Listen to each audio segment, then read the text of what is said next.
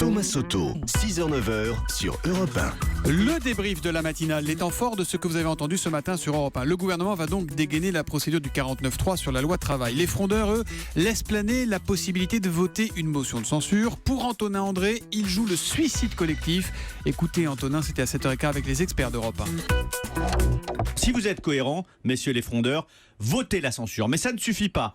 Censurer et proposer quel projet, quelle alternative économique? L'endettement? Une économie administrée? Cette motion de censure, Thomas, c'est un moment de vérité pour le gouvernement, mais aussi pour des frondeurs dont l'opposition systématique depuis 4 ans est une opposition stérile qui n'a produit aucune alternative, aucun programme sérieux pour sortir de la crise. Ouais, Christian Paul, le chef de file de frondeurs, était l'invité de Jean-Pierre Elkabbach à 8h20 et il nous disait qu'il se compterait tout à l'heure pour savoir s'ils sont en mesure de proposer une autre motion de censure à côté de celle de la droite, mais il faut pour ça rassembler 58 députés.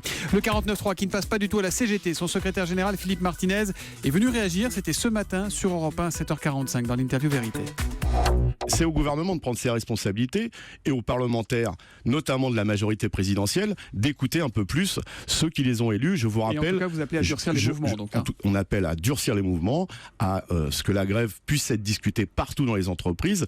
Mais je vous rappelle que le président de la République, le candidat Hollande, dans son programme, n'avait pas indiqué, avant d'être élu, qu'il allait casser le code du travail. Ça aussi, c'est un déni de démocratie et c'est un mensonge vis-à-vis des électeurs. Il y a un vrai ras-le-bol.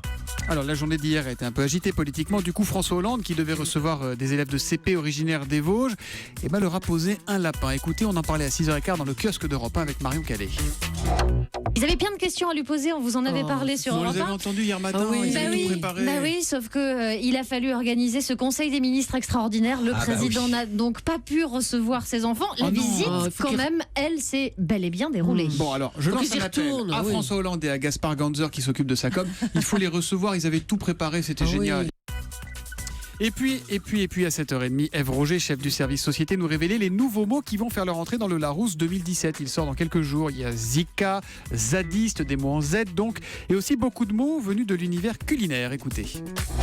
Émissions télé, livres, la cuisine est devenue un centre d'intérêt majeur pour beaucoup d'entre nous. Mais vous allez entendre Karine Girac-Marinier du Larousse, ce ne sont pas des mots faciles. On est très gourmand cette année. On a beaucoup de mots comme la cérola, on a également l'argouze, la burrata, le pain ciabatta, le faux, le wrap et le yuzu. Alors on dirait qu'elle part un peu chinois si on en retient qu'un. Qu'est-ce qui se passe? Le yuzu, vous savez ce que c'est le yuzu si on en retient qu'un? C'est du citron, non? Excellent, japonais, un petit citron japonais.